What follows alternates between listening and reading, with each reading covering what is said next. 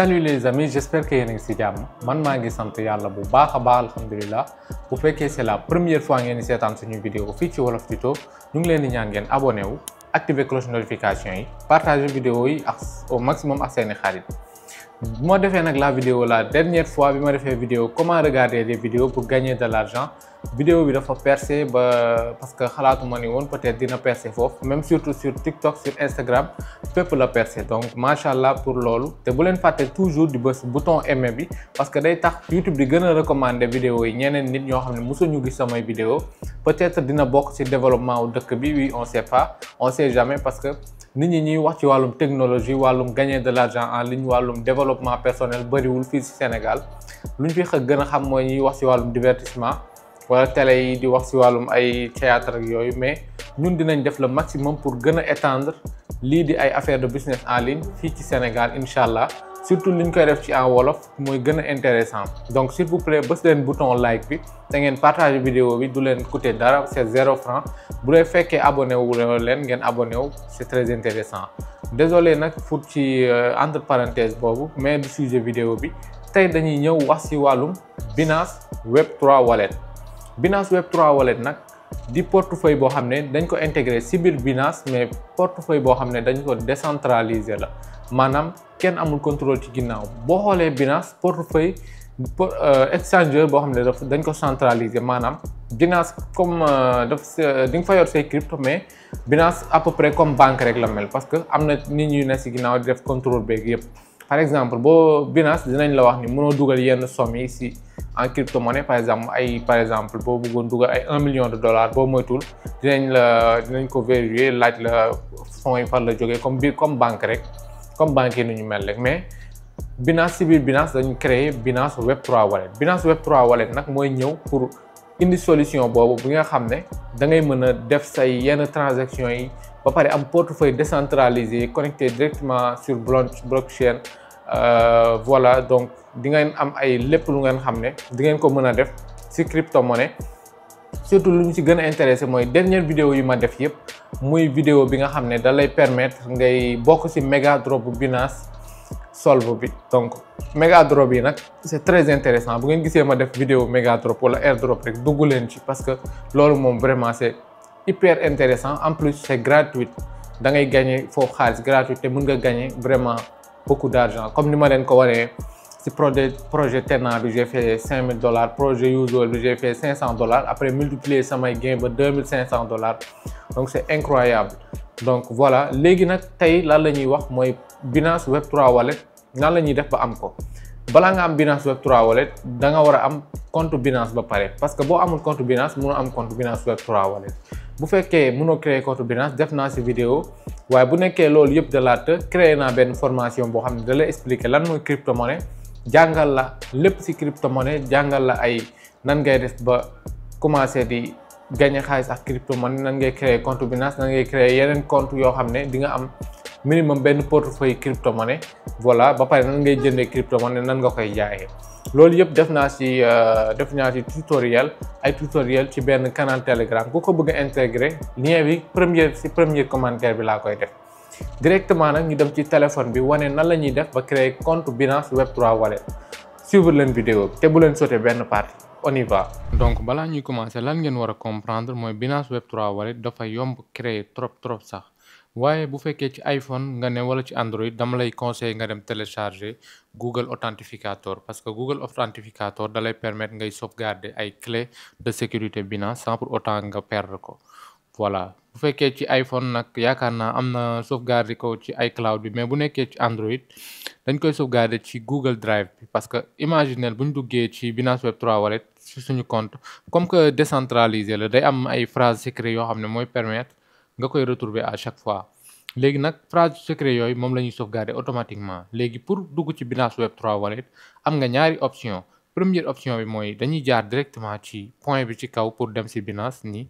ok bu ñu ñëwee fii nag automatiquement dañuy ñëw bu fekkee nii gisuñu Binance Web3 Wallet dañuy ñëw plus de service bu ñu ñëwee plus de service gis ngeen Binance Wallet voilà léegi dinañ ñu xool ñu défilé yaakaar naa fi am na Web3 donc Web3 Wallet donc ñu xool yaakaar naa si Binance Wallet bi la. Donc voilà, bu ñu demee Binance Wallet, voilà fii mooy Binance Web3 Wallet. léegi nag dama leen woon beneen méthode bi mooy bu ngeen ñëw ci actif fii, donc voilà si actif si suuf bu ngeen dugg portefeuille si kaw, bu ngeen duggee foofu Binance Web3 Wallet bi day ñëw. donc voilà bu ngeen xoolee sama Binance Web3 Wallet $32 moo fi nekk. Binance Web3 Wallet nag dafa amoon ñaari look, bi mooy look bu bees bi bu muy permettre ngay jëlee mooy permettre amaale na réseau Solana, mais ancien look bi boo bësee fii bu ñu ñëwee switch to back preview fii nii la Binance Web3 Wallet meloon. wallet bi kese la doon wane, mais ak mise à jour bu bees bi, donc voilà Binance Web3 Wallet voilà dafay ñëwaat bees, donc daa beesaat ñëw mel nii. waaye bu leen jaaxle, lii dara compliqué aussi. xam nga lan moo leen intéressé mooy actif fii ci suuf. voilà actif bu ngeen fi duggee di ngeen gis seen actif yi nekk ci Binance Web3 Wallet. bu ngeen xoolee solve BTC beneen vidéo boobu wane woon naa ko, gis ngeen frog yii nii yëpp jënduma ko. BTC bi daal laa fi yor ak Solana bi, mais fii laay retiré samay jump task. fii laay aussi solve BTC yii nii ñi ngeen gis nii yëpp ay airdrop la. voilà moo tax Binance Web3 Wallet am importance. léegi nag par exemple bu ma neexee mën naa jëlee par exemple crypto fii yóbbu ko ci sama Binance normal, parce que exchange bi dafa am ak wallet bi am. léegi lan lañ war a def bu ñu créer Binance Web3 Wallet mooy sauvegarder ko. bu ñu ñëwee fii nii dañuy gis ni portefeuille yi lañu affiché, donc bu ñu bësee fii ci kaw dañuy wax gérer les portefeuilles.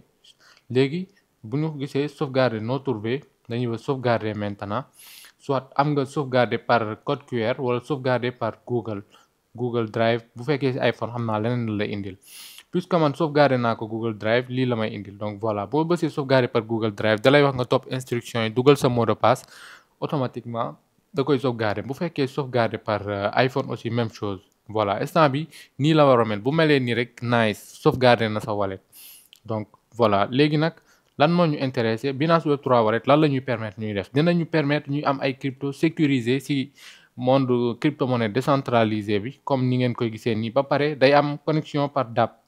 par exemple ay Oneigen ay yeneen kii xam naa peut-être ñu bëri mën nañ ko bañ a xam, mais mën nga fee am ay crypto yu bëri yoo xam ne disponible sax ci Binance Exchange bi, parce que Binance Exchange bi bokkul ak Binance Web3 Wallet. Binance Web3 Wallet plateforme décentralisée la. bu ñu bësee ci plus dinañ gis ne Dapp Connect, voilà fi mën nga ko connecté par exemple ci yeneen plateforme yi, mais attention plateforme boo koy connecté xamal plateforme bu baax.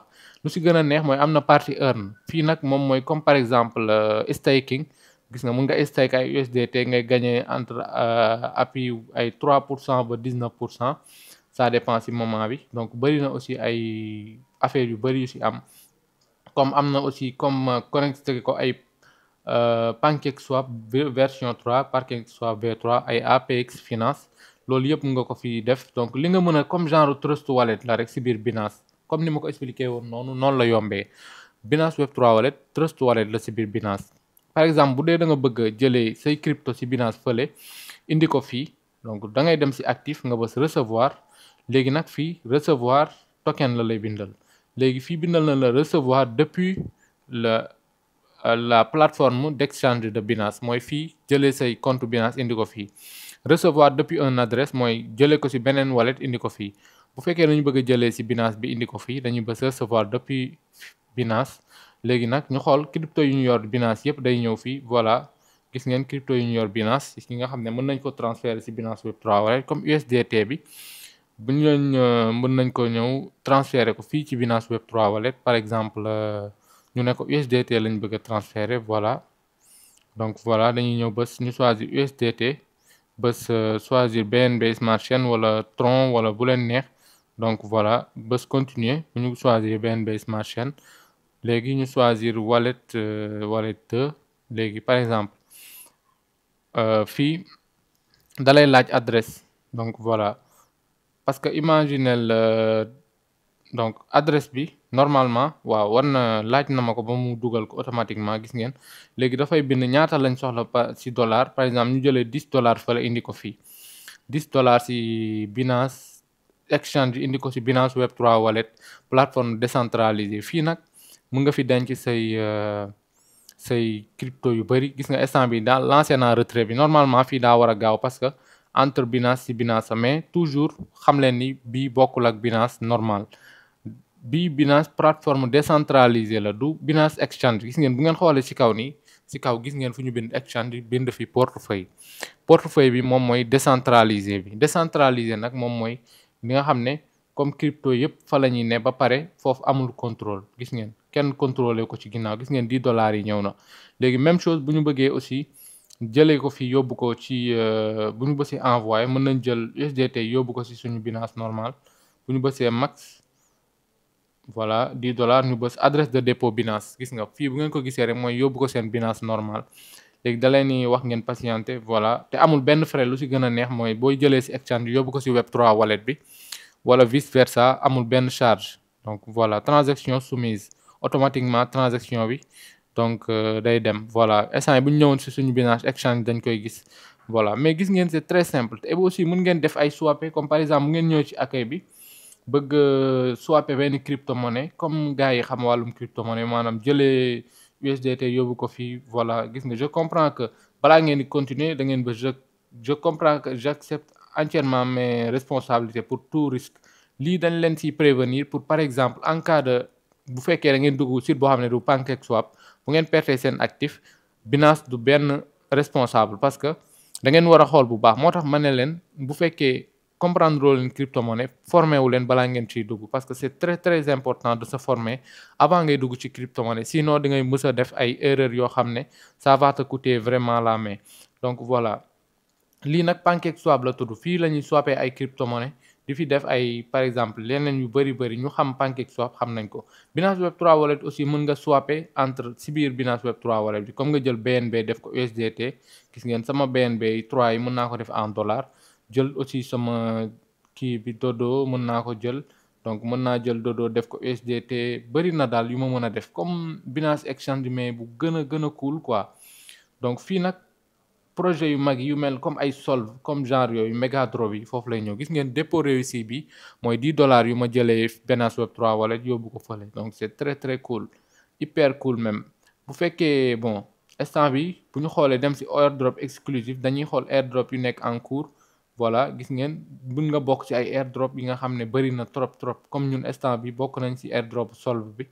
Donc voilà am na yu jot a terminé ba ñu def distribution mais am na yoo xam ne pareegul mu ngi en cours. Voilà gis ngeen bi $1,200,000 de BTR donc voilà airdrop bi bii mooy Solve bii nii dugg nañ ci airdrop bi Megadrop bi moins non mais du kiiwu vidéo bi bu fekkee am na ñu ci intéressé dem leen ci xool vidéo bi.